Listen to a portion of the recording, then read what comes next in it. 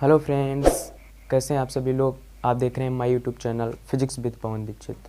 तो आपका हमारे YouTube channel physics with Pavan Dikshit पर बहुत बहुत स्वागत है। क्लास 12 फिजिक्स का चैप्टर 5 इलेक्ट्रिकल कंडक्शन को आज हम लेकर आए हैं और इस पर बात करेंगे। तो वीडियो स्टार्ट करने से पहले जो भी फ्रेंड्स हमारे चैनल पर नए हैं वे हमारे चैनल को सब्सक्राइब करके बेल आइकन को प्रेस कर लें, जिससे हमारे हर एक वीडियो की नोटिफिकेशन आप तक पहुँच सके। तो जल्दी से वीडियो को लाइक कर दीजिए और जो नए फ्रेंड्स हैं वो चैनल को सब्सक्राइब कर दें। तो आज बात करते हैं क्लास 12 फिजिक्स का चैप्टर 5 है इलेक्ट्रिकल कंडक्शन। इसमें फ्रेंड्स सबसे पहले स्टार्टिंग में इलेक्ट्रिक करंट के बारे में बताया गया है। तो आप फ्रेंड्स इलेक्ट्रिक करंट विद्युत धारा के बारे में 9th 10th 11th में पढ़ते ही आ रहे हैं, सभी को पता है। आवेश प्रवाह की दर को विद्युत धारा कहते हैं। विद्युत धारा किसे कहते हैं? आवेश प्रवाह की दर को हम विद्युत धारा कहते हैं, या प्रति सेकंड प्रवाहित होने वाला आवेश विद्युत धारा कहलाता है। इलेक्ट्रिक करंट क्या है? Electric current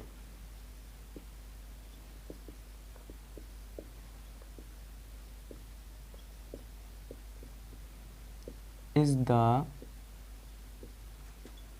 rate of flow of charge through a conductor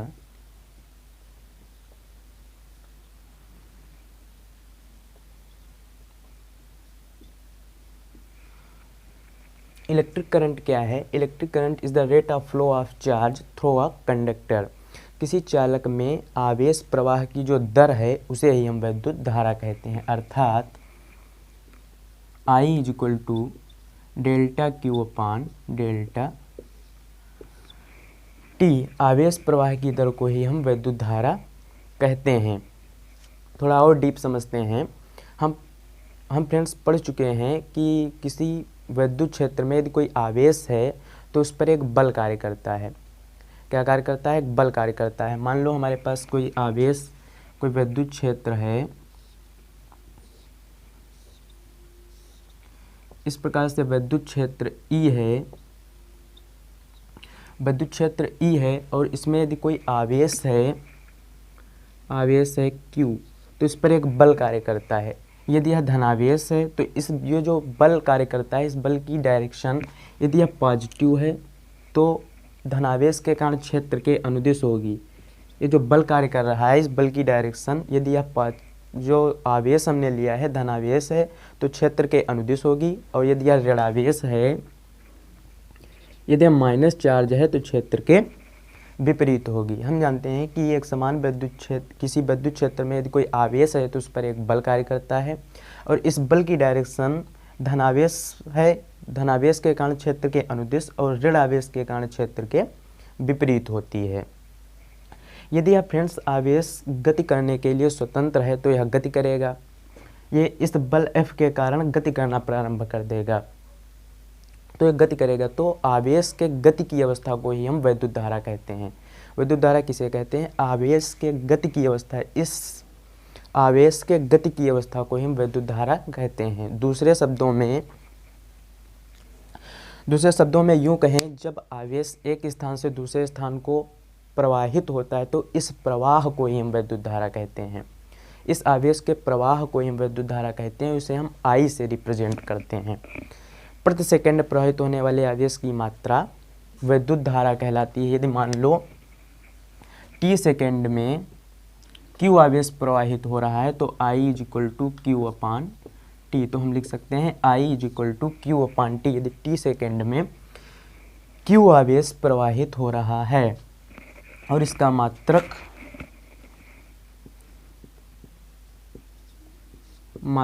आवेश का मात्रक कूलाम और समय का मात्रक सेकेंड, कूलाम पर सेकेंड या एम्पियर। अन्य मात्रक क्या है? एम्पियर है। कूलाम पर सेकेंड या एम्पियर। यदि फ्रेंड्स इफ Q बराबर 1 कूलाम एंड T बराबर 1 सेकेंड हो, आवेश एक कूलाम में t बराबर 1 सेकेंड हो, then I is equal to 1 ampere. I कितनी हो जाएगी एम्पियर, धारा is equal to I is equal to 1 ampere, अर्थात 1 एम्पियर बराबर 1 कूलाम पर सेकेंड। यही तो 1 एम्पियर इज इक्वल टू कितना हो जाएगा, 1 ampere is equal to 1 coulomb per second. हम जानते हैं फ्रेंड्स एक इलेक्ट्रॉन पर आवेश कितना होता है, एक इलेक्ट्रॉन पर आवेश होता है 1.6 गुणे 10 की पावर -19 कूलाम। एक इलेक्ट्रॉन पर इतना आवेश होता है 1.6 गुणे 10 की पावर -19 कूलाम। यदि एक कूलाम के लिए हम कहें, एक कूलाम के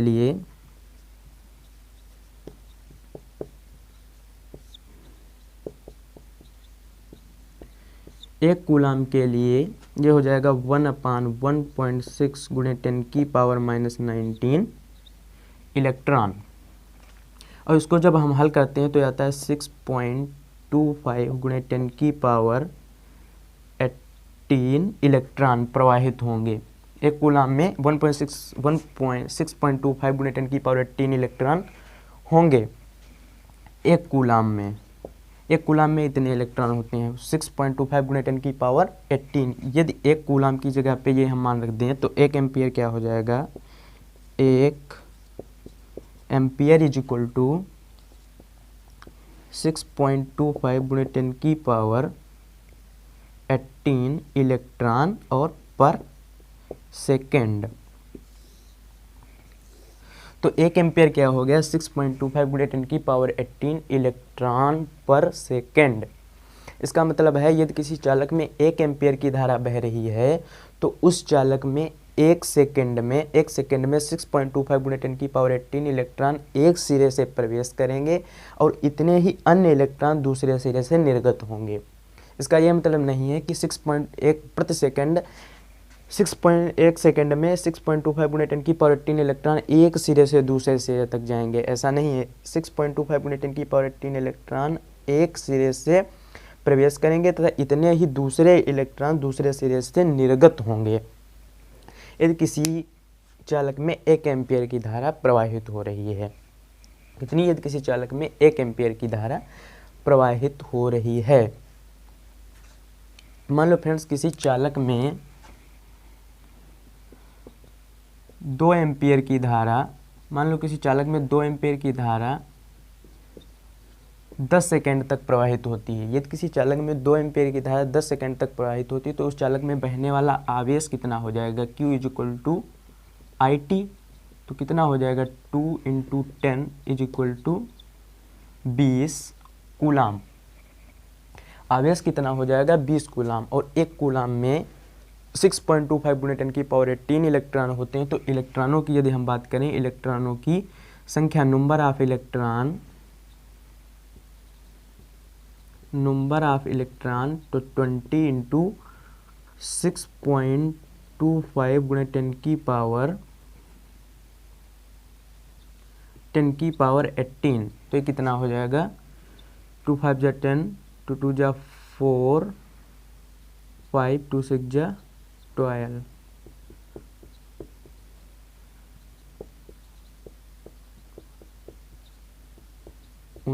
इलेक्ट्रॉन। तो उस चालक से 12.5 गुणे 10 की पावर 19 इलेक्ट्रॉन प्रवाहित होंगे यदि उस चालक में 2 एम्पियर की धारा 10 सेकंड के लिए प्रवाहित हो, 10 सेकंड के लिए प्रवाहित हो। ओके, यदि किसी चालक में किसी समय, यदि फ्रेंड्स किसी चालक में किसी समय n इलेक्ट्रॉन प्रवाहित हों, यदि किसी चालक में किसी समय n इलेक्ट्रॉन प्रवाहित हों तो आवेश Q is equal to NE। तो आवेश कितना हो जाएगा, Q is equal to NE। तो धारा, इसलिए धारा I is equal to Q/T और Q की जगह पे हम डाल देंगे NE/T, जहाँ E क्या है, इलेक्ट्रॉन का आवेश 1.6 गुणे 10 की पावर -19 कूलाम, 1.6 गुणे 10 की पावर -19 कूलाम। तो ये फ्रेंड्स बात हुई इलेक्ट्रिक करंट की, हमने बात की इलेक्ट्रिक करंट की। आगे देखते हैं करंट डेंसिटी।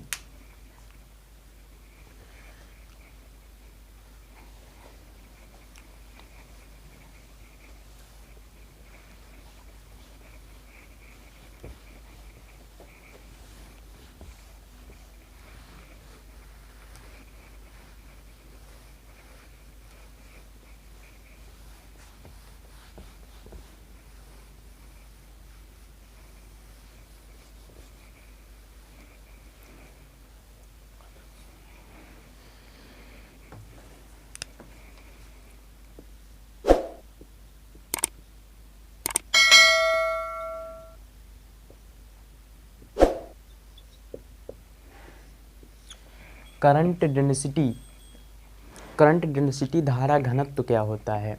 धारा घनत्व प्रति एकांक परिच्छेद क्षेत्रफल के अनुदिश परिच्छेद क्षेत्रफल के अभिलंबवत गुजरने वाली धारा धारा घनत्व कहलाती है। प्रति एकांक परिच्छेद क्षेत्रफल के अभिलंबवत गुजरने वाली जो धारा है वो धारा घनत्व कहलाती है, करंट डेंसिटी कहलाती है। करंट डेंसिटी क्या है? Electric current, electric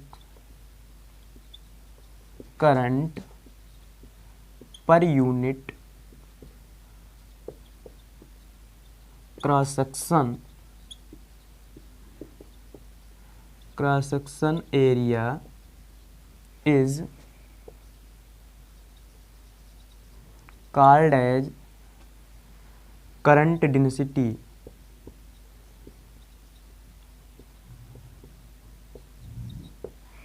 electric current per unit cross section area प्रति एकांक परिच्छेद क्षेत्रफल के अनुदिश, प्रति एकांक परिच्छेद क्षेत्रफल के अभिलंबवत जो धारा है उसे हम धारा घनत्व कहते हैं, उसे जे से रिप्रेजेंट करते हैं।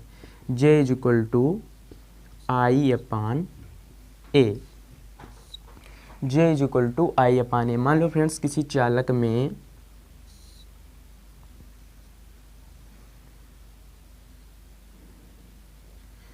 यदि इस चालक में आई एम्पियर की धारा बह रही है, उसके आई एम्पियर की धारा परिच्छेद क्षेत्रफल ए, ये जो परिच्छेद क्षेत्रफल ए है क्रॉस सेक्शन एरिया ए में एक समान रूप से वितरित हो तो अनुपात आई अपान ए, ये जो अनुपात आई अपान ए है उस क्षेत्रफल के किसी बिंदु का धारा घनत्व कहलाता है।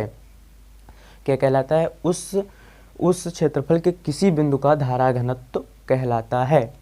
ये जो धारा घनत्व है फ्रेंड्स, और इस धारा घनत्व की दिशा उस पॉइंट पर इलेक्ट्रॉन के विपरीत और धारा की दिशा में होती है, उस पॉइंट पर धारा की दिशा में होती है करंट डेंसिटी की डायरेक्शन।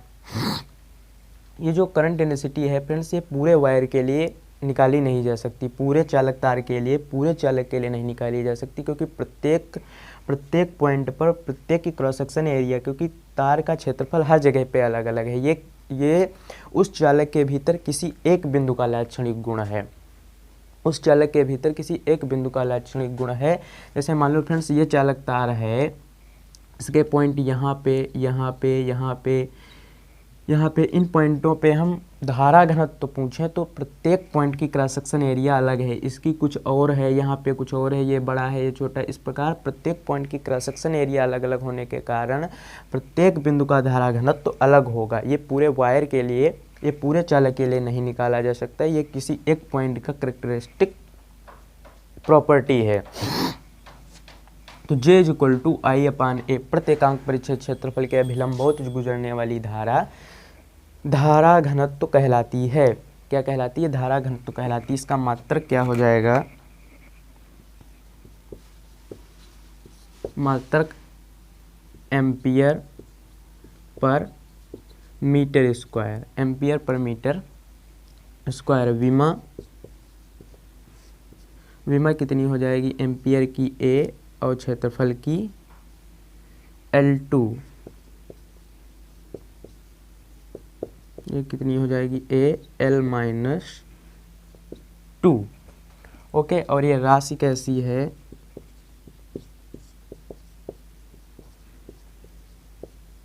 सदिश, ये राशि है सदिश। यदि फ्रेंड्स मान लो जो क्रॉस सेक्शन एरिया है, ये जो परिच्छेद क्षेत्रफल है धारा के अभिलंबवत ना हो, यानी ये जो परिच्छेद क्षेत्रफल है, ये परिच्छेद क्षेत्रफल जो है ये ऐसे ना होकर कुछ इस प्रकार से हो।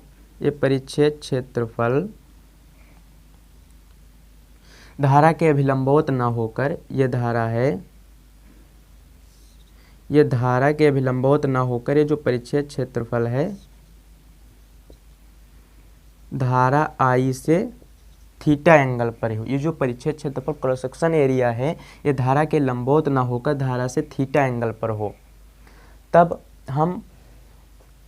हम कौन सी क्रॉस सेक्शन एरिया, ये जो क्षेत्रफल है ये जो धारा के अनुदिश है वो वाला वेक्टर लेते हैं। हम कौन सा लेते हैं? एरिया वेक्टर जो करंट की डायरेक्शन में है, जो करंट की डायरेक्शन में है। तो इस क्षेत्रफल के दो कंपोनेंट होंगे, एक धारा की दिशा में यहाँ पे क्षैतिज घटक ए cos थीटा और ये वाला ए साइन थीटा। तो हम धारा घनत्व के लिए कौन सा कंपोनेंट लेंगे? ए cos थीटा, वह कंपोनेंट जो धारा की दिशा में है।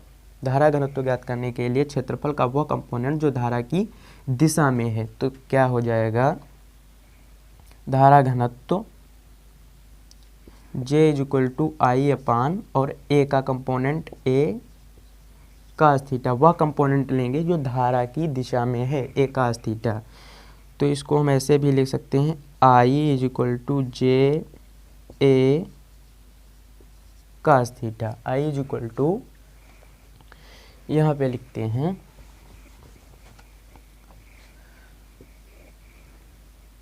J = I upon A cos theta. तो I = J A cos theta. और इसको वेक्टर फॉर्म में भी लिख सकते हैं I = J vector dot A vector, वही तो लिखा है I = J vector dot A vector J A cos theta.